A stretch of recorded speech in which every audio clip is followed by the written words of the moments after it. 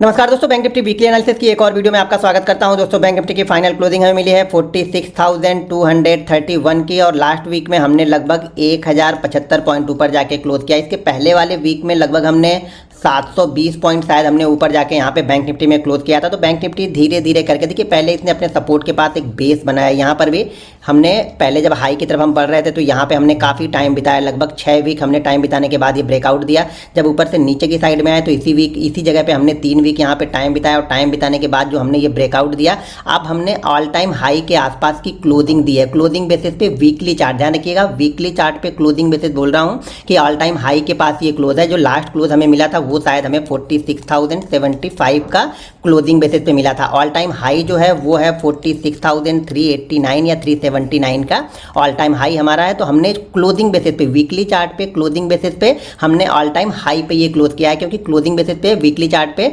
पिछला जो क्लोजिंग था वो 46,075 था, लेकिन जो हमारा हाई है वो है 46,389। तो ये मान के चलिए कि 46,400 का हाई यहाँ पे लगा है। उस हाई से लगभग हम 150-160 पॉइंट अभी भी यहाँ पे नीचे हमने क्लोजिंग दिया। लेकिन ध्यान रखिएगा कि हम चलते हुए कहाँ से आ रहे हैं। मैं बार बार बोलता हूँ, आपको ये जरूर देखते रहना चाहिए कि हम कहाँ से चलते हुए आ रहे हैं। अब यहाँ पे नए जो ट्रेडर हैं नई पोजीशन बनाने से डरे हैं, क्योंकि ये ऑल टाइम हाई के आसपास जाके खड़ा हुआ है। तो नई पोजीशन के लिए सब लोग वेट करेंगे कि मार्केट ऑल टाइम हाई के ऊपर एक बार क्लोज कर दे। देखिए, वीकली चार्ट पे तो हमने क्लोजिंग बेसिस पे ऑल टाइम हाई पे क्लोज किया है, लेकिन डेली अगर आप इंट्राडे चार्ट देखेंगे तो वहाँ पे जो हाई है 46,389 का है। तो उसके ऊपर की क्लोजिंग अब यहाँ पे जरूरी है। यहाँ पे दो तरह का माइंडसेट यहाँ पे काम करता है। पहली बात, ये ऑल टाइम हाई के आसपास है तो सेलर यहाँ पे थोड़े से एक्टिव होकर दिखते हैं। अगर मार्केट में थोड़ा सा भी रिबाउंड यहाँ पे नीचे की साइड में मार्केट चलता है तो सेलर यहाँ पे एक्टिव हो जाते हैं। क्यों एक्टिव हो जाते हैं? क्योंकि ऑल टाइम हाई के आसपास है तो ऑल टाइम हाई को एक रेजिस्टेंस माना जाता है। तो उस रेजिस्टेंस के पास में थोड़े से यहाँ पे सेलर एक्टिव हो सकते हैं, लेकिन वो सेलर पूरी तरह से एक्टिव तब होते हैं जब ये नीचे की साइड में 46,800 के नीचे क्लोज करेगा तब। लेकिन यहाँ पे कुछ पोजीशन सेल की जरूर बन सकती है। अगर मार्केट में थोड़ी बहुत भी वीकनेस दिखती है ना तो यहाँ पे पोजीशन बननी स्टार्ट हो जाएगी, क्योंकि ऑल टाइम हाई के आसपास है तो यहाँ पे पोजीशन बननी स्टार्ट हो जाएगी।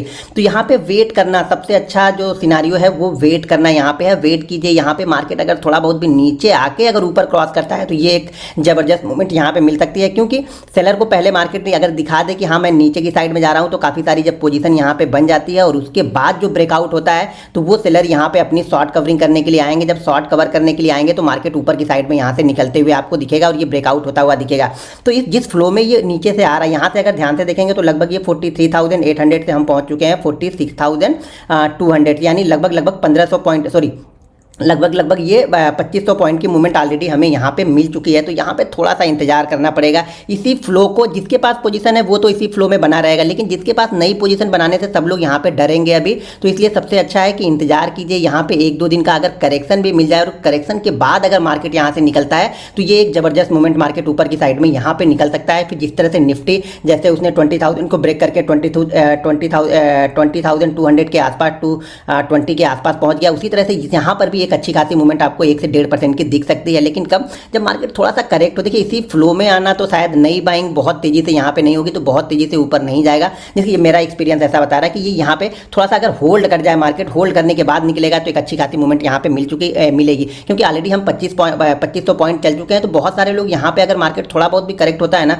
तो थोड़े बहुत यहाँ पे प्रॉफिट बुकिंग आ सकती है। उस प्रॉफिट बुकिंग में अगर ये 45,800 के आसपास आता है तो यहाँ पे आपको बायर फिर से एक्टिव होते हुए दिख सकते हैं। तो यहाँ पे आप नजर बना के रखिएगा, क्योंकि हम ऑल टाइम हाई के आसपास हम यहाँ पे ट्रेड कर रहे हैं बैंक निफ्टी में। अब बैंक निफ्टी अगर यहाँ से निकलेगा तो इसके टारगेट कैसे निकालेंगे, क्योंकि ये तो फिर अनचार्टेड टेरिटरी में यहाँ पे चला जाएगा। तो यहाँ पे टारगेट निकालने के लिए सबसे आसान तरीका जो मैं फॉलो करता हूँ वो है, यहाँ पे मैं 1 मिनट में थोड़ा सा यहाँ पे आप लोग को 1 मिनट, ये मैं इसको सबसे अच्छा तरीका जो है वो है फिबोनाची रिट्रेसमेंट को मैं फॉलो कर लेता हूँ, जिससे मुझे थोड़ा सा टारगेट समझ में आ जाता है कि क्या टारगेट यहाँ पे होने चाहिए। तो ये मैंने फिबोनाची यहाँ पे ड्रॉ कर लिया है, ये हाई को पकड़ा और यहाँ पे लो को पकड़ा, और यहाँ पे जो मैं फॉलो करता हूँ वो फॉलो करूँगा 1.22। तो 1.22 जो रहेगा वो मेरा नेक्स्ट टारगेट होगा। लेकिन ध्यान रखिएगा अभी फिबोनाची का क्या है, जो ऑल टाइम हाई है वो हमारे लिए रेजिस्टेंस है। तो ये हमारा ऑल टाइम हाई है, तो ये 46,400 के ऊपर मेरे ख्याल से अगर क्लोजिंग बेसिस पे कामयाब हो जाता है यहाँ पे बैंक निफ्टी, तो शायद नेक्स्ट मूव जो हो सकता है वो फिबोनाची रिट्रेसमेंट से क्या दिख रहा है यहाँ पे 46,988 का यहाँ तक मूव फिर यहाँ पे देखने को मिल सकती है। लेकिन एक आध वही बोला ना कि एक आध करेक्शन अगर 1-2 दिन का मिलने के बाद अगर ये ब्रेकआउट होगा होगा तो ये ज़बरदस्त फ्लो में फिर ऊपर की साइड में जाएगा, फिर ये बहुत तेज़ी से ऊपर की साइड में यहाँ पे बैंक निफ्टी जा सकता है। तो बैंक निफ्टी नीचे की साइड में सपोर्ट जो है वो ऑलरेडी 45,800 45,600 से 800 के बीच का जो जोन होगा ये सपोर्ट होगा। और जिसके पास पोजीशन ऑलरेडी रहती है, जैसे मैं बताते रहता हूँ कि वो वीकली क्लोजिंग बेसिस पे अपना स्टॉप लॉस लेके ऊपर की साइड में चलते हैं। जिनके पास भी बड़ी पोजीशन होगी वो वीकली चार्ट पे जो क्लोजिंग होगा लो होगा उसको अपना स्टॉप लॉस लेके चलेंगे। तो यहाँ पे आप नज़र बना के जरूर रखिए कि नेक्स्ट मूव फिर ये हो सकता है अगर हमने इस लेवल को यहाँ पे क्रॉस किया तो। जैसा कि मूविंग एवरेज के बारे में मैं बात करता हूँ कि यहाँ पे मैं 11 का मूविंग एवरेज फॉलो करता हूँ, तो जरा उसको भी देख लेते हैं वो मूविंग एवरेज किस तरीके से अभी काम कर रहा है बैंक निफ्टी में। तो यहाँ पे मैं पहले इसको डिलीट कर देता हूँ।